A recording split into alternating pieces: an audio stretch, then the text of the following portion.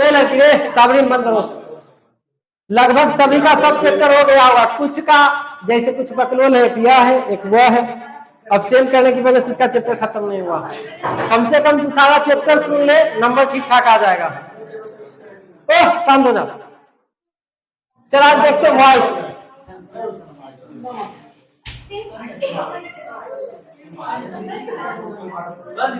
देखो वॉइस का क्या कोई हिस्सा होता है रे?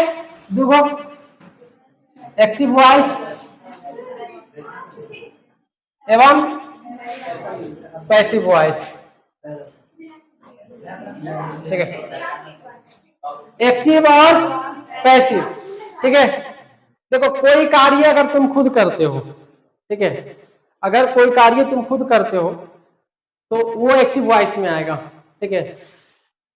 कोई कार्य किसी के द्वारा किया जाता है, कोई आदमी कोई व्यक्ति के द्वारा, ठीक है, उसका परिणाम तुम झेलते हो, ठीक है, तो वो क्या कहलाएगा? पैसिव वॉइस कहलाएगा। हालांकि दोनों वाक्य में सब्जेक्ट ही रेस्पॉन्सिबल होता है, एक में डायरेक्ट वे से और एक में इनडायरेक्ट वे से। अब जैसे देखो यहाँ पे रहेगा क्वेश्चन जब रहेगा, ठीक है, एक्टिव वॉइस में, एक्टिव वॉइस में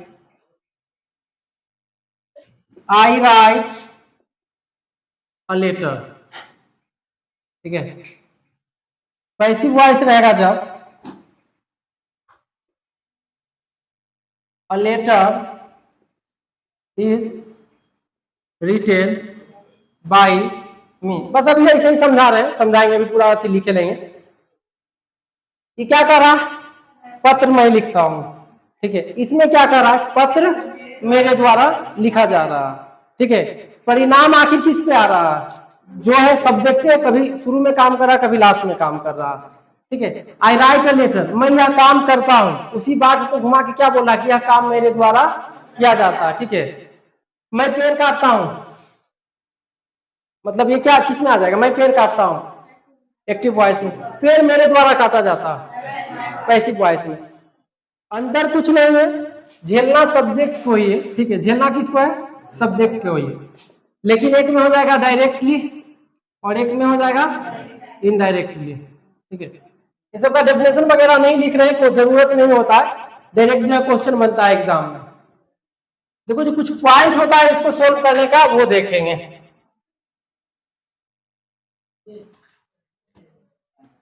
rules for changing from active voice to passive voice, passive voice.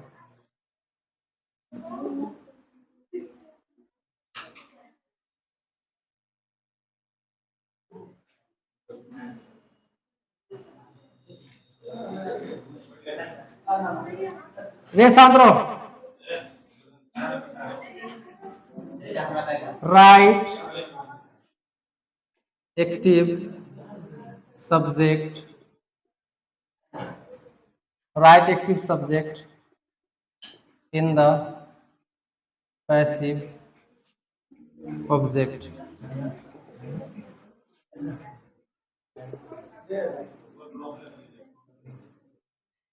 Use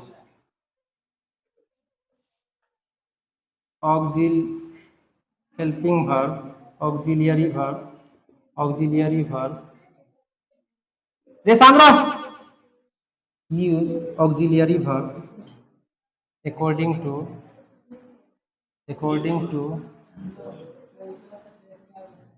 the number and person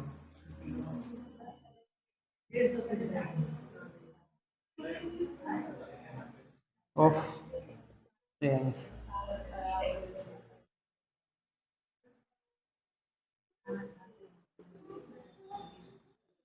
Use past participle. ये शांत रहा भाई।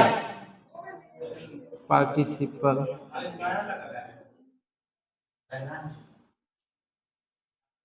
of right. Use past participle of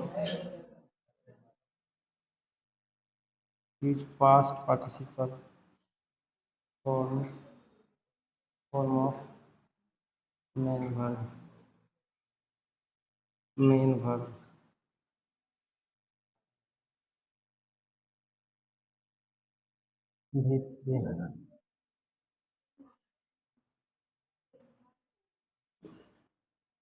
use preposition by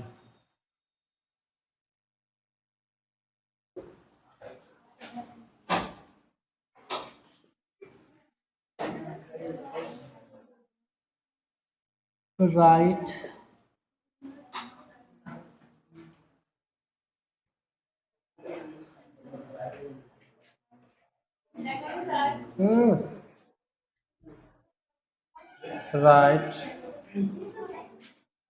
right active object in passive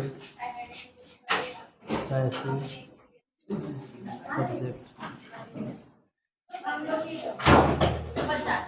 note करो इन सब point को।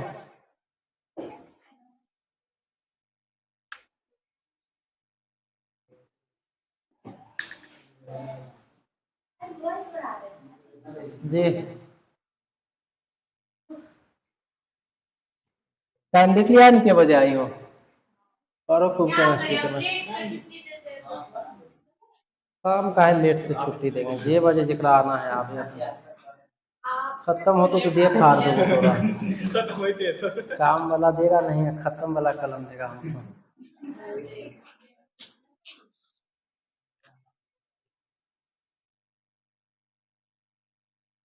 लिखा था पहले उतारो उसके बाद समझा। वॉइस के केवल रूप उतारिए रहा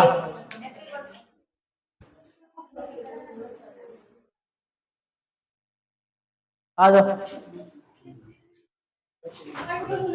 आराम से भाई, कैमरा में मत टकराना।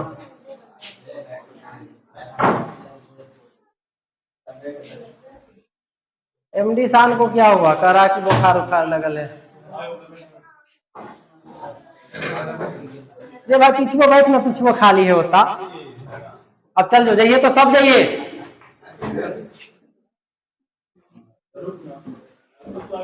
मेरे इससे 3-4 को क्वेश्चन आ गया एग्जाम में, तो इसको अच्छे से समझना। इतने हिंदी में इंग्लिश में लिख दे, इसको हिंदी में समझा देंगे।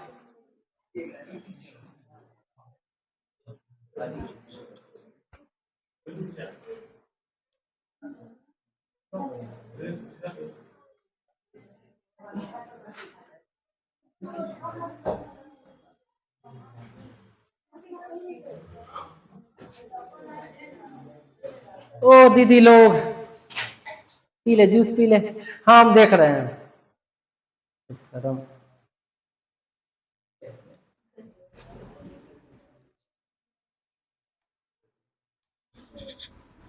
नाजू का भी घर आए है, हो गया उसका एग्जाम सीयूटी का 8 तारीख का। बैनर लेके क्या कर रहे हैं, बैनर क्यों मांगी थी? क्या स्टेटस तो हम ना देखे, फोन नंबर से लगाई। अच्छा तो दूरा है ना, एगो बैनर पे लगा दोगी दरवाजे पे। ये नहीं कहना खबर जो है हाँ लगा दो। देखो वो वॉइस का मतलब होता है, ठीक है, उसमें बताता है क्रिया का वह रूप जो यह बताता है कि सब्जेक्ट डायरेक्टली कुछ करता है या सब्जेक्ट, ठीक है, इनडायरेक्टली कुछ करता है, उसी को क्या कहते हैं, वॉइस कहते हैं। वॉइस के 2 रूप होते हैं, एक्टिव वॉइस और पैसिव वॉइस। जिसमें यह स्पष्ट हो जाएगा कि सब्जेक्ट खुद कुछ कर रहा है तो क्या कहलाएगा, एक्टिव वॉइस, ठीक है। जिसमें यह स्पष्ट होगा कि सब्जेक्ट कुछ डायरेक्ट नहीं कर रहा है बल्कि किसी और के द्वारा कार्य का परिणाम वो झेल रहा है, ठीक है, उसी को क्या कहेंगे, पैसिव वॉइस, ठीक है। वॉइस किसे कहते हैं कि डायरेक्टली और इनडायरेक्टली, ठीक है, किसी भी कार्य के लिए कौन जिम्मेवार होता है, सब्जेक्ट, ठीक है, उसी को क्या कहेंगे, वॉइस। डायरेक्ट जब करेगा तो एक्टिव वॉइस। तो बीच में तोरा टोकना था, लगता है जैसे ठीक है, जैसे 2000 जो आ रहा है देख लो, वो फट्टल नोट दे दिए। अरे टेस्ट से मत भागो, टेस्ट में जितना बेशरम है यहाँ बैठल, कैसे एक आपको क्वेश्चन आ जाएगा? ओल्ड इंग्लिश कब से कब तक चला था? 449 से। छोड़ो, सावित्री को देख के क्या हो गया था? तो घोष वाला मिलेगा तो एग्जाम में कितना एक्साइटमेंट आएगा, वाह इतना इजी क्वेश्चन। लेकिन अभी जो है टेस्ट से भागेगा। देखिए इसको मिला के दो वाक्य लिखते हैं, ठीक है। आई राइट, जैसे देख लो ये एक्टिव वॉइस है, आई स्पीक इंग्लिश। ये क्या हुआ? सब्जेक्ट। ये क्या हुआ? वर्ब। ये क्या हुआ? ऑब्जेक्ट। ठीक है, अब किस में चलना है हमको?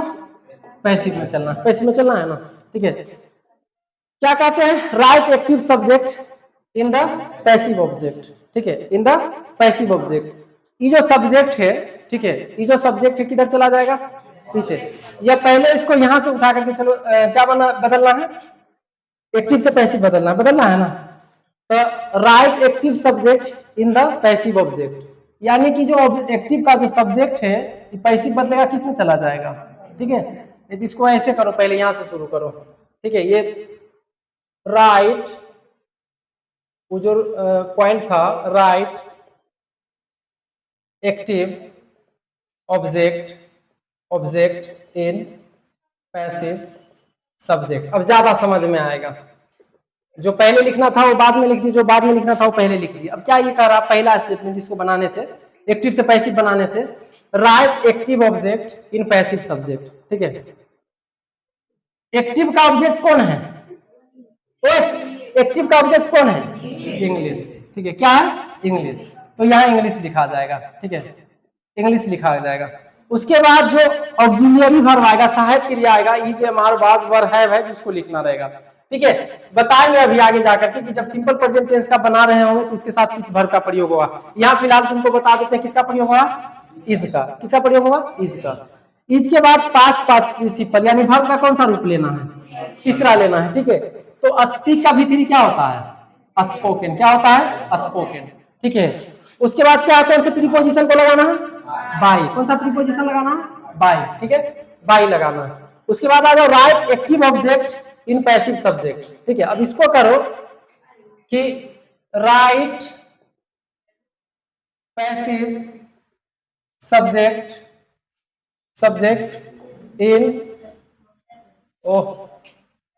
Right active subject in passive object. अब एक्टिव सब्जेक्ट कौन है? आई, ठीक है। अब सामने लिखना है, किसको कहां लिखना है? पीछे लिखना है। इसका सीधा सीधी ये हुआ कि एक्टिव का जो सब्जेक्ट है वो पैसिव के कहां लिखाएगा? ऑब्जेक्ट में, ठीक है। और जो इसका ऑब्जेक्ट है वो कहां लिखाएगा? सब्जेक्ट में। तो आई जो है, आई ही लिखेंगे कि कुछ और लिखेंगे? आई किस में बदल जाता है? नी में बदल जाता है, ठीक है। किस में बदल जाता है? नी में बदल जाता है। अब ये हुआ एक्टिव का और ये हुआ पैसिव का, ठीक है। अभी स्ट्रक्चर नहीं लिखे, स्ट्रक्चर बताते हैं, ठीक है। ऐसा करो, ये जो आगे पीछे हो गया थोड़ा सा, इसको लास्ट में ऊपर में लिख लो अपना, इसको लिख लो ऊपर में, या वहीं पे लिख लो नीचे में, इसको लिखो। एक्टिव ऑब्जेक्ट को क्या बनाना है? पैसिव में सब्जेक्ट बनाना है। एक्टिव सब्जेक्ट को पैसिव में क्या बनाना है? ऑब्जेक्ट बनाना है। ये इज एम आर कहां लगेगा नहीं लगेगा वो बताते हैं।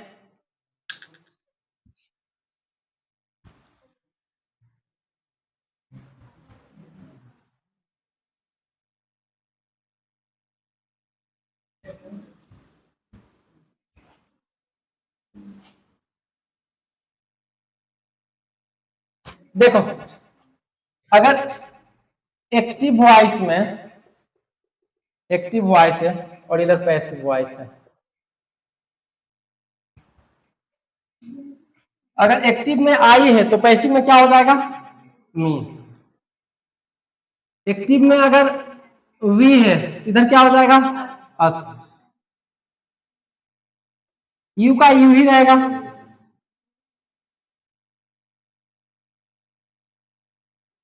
ही का क्या हो जाएगा? हिम हो जाएगा। सी का हर। दे का देम। इट का इट, ये लिखो, लिख लिया रे, ये लिख रे।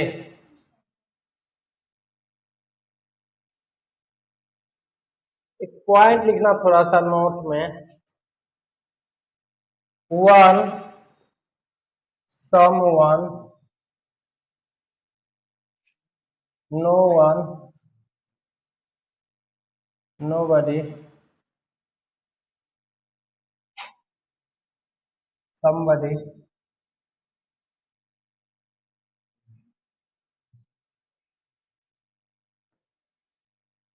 police, public, them, us, are not, used, in, passive, object। जैसे कुछ आ गया one, someone, no one, nobody, अगर किसी वाक्य का सब्जेक्ट है तो पैसिव में जो है बाई करके नहीं आएगा। यहां नोट लिखा है ना, बाई प्लस ये कर देना, बाई प्लस, ठीक है। अब जैसे छोट एग्जाम्पल उधर लेंगे तो बताएंगे। जैसे है आई टीच हर, ये इधर बदलेगा, क्या होगा, she is taught taught by me, by लगा के तुम ही लगा है, ठीक है। तो ये सब जब लगाना रहेगा, सब्जेक्ट किसी का बनेगा तो वो पीछे बाई जगह जैसे ऐसा रहेगा, someone has stolen my pen, someone has stolen my pen। अब चलो इधर से लो, my pen has been stolen। अब ये क्या आता, बाई प्लस समवन, लेकिन लेखक जो है वो ग्रामर लिखे हैं, ग्रामर है, ग्रामर का रूल यह कहता है, ठीक है, कि बाई प्लस इन वर्डों का प्रयोग किए हुए बिना ही अर्थ स्पष्ट हो जाता है, इसीलिए इसका प्रयोग न करें, ठीक है। यहाँ समवन लगा हुआ है, लेकिन by plus one, someone, no one, nobody, somebody, public, police, them, ठीक है, और अस का प्रयोग नहीं किया जाता है। लेखक का मानना है, ठीक है, ग्रामर लिखने वालों का मानना है, ठीक है, कि ये जो है बिना लिखे हुए ही अर्थ स्पष्ट हो जाता है। अब ये बताओ अर्थ स्पष्ट कैसे होता है, यहाँ देख लो, इधर देख, शी इज टाउट बाई मी, ये स्पष्ट कर रहा है कि उसको किसके द्वारा पढ़ाया जाता है, मेरे द्वारा पढ़ाया जाता है, ठीक है। लेकिन someone has stolen my purse, क्या तुम कंफर्म बता सकते हो कि मेरा पर्स कोई चुरा लिया है, नहीं बता सकते, तो इसीलिए कहा गया कि इसको लिखने की कोई जरूरत नहीं, बिना लिखने इसका अर्थ जो है स्पष्ट हो जाता है, यानी ऑब्जेक्ट में ही सबको नहीं लिखना है। अपवाद में कभी कभी जहां अर्थ स्पष्ट, ठीक है, नहीं होता है, वहां पे देम का प्रयोग, का प्रयोग इसका जो है होता है, लेकिन जनरली नहीं होता। ध्यान रखना, आई को नहीं लगाना, पैसे में नहीं लगाना। अब एग्जाम्पल से समझाएंगे। आई को क्या लिखना है, ठीक है, वी को अस, यू का यू, ही का सी का, दे का इट का इट, ठीक है। ये आगे बताते हैं, ठीक है, इसका प्रयोग कैसे करें, लिख लिया है ना, इधर नहीं लिखा है,